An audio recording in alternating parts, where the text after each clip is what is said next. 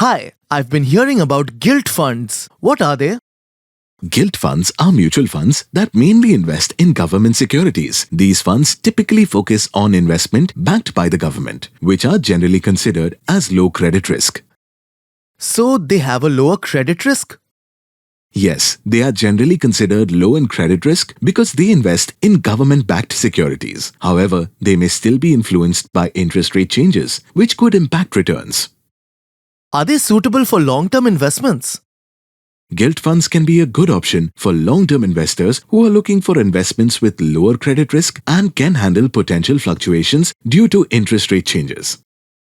Got it. Thanks for explaining. Anytime, feel free to ask if you have more questions.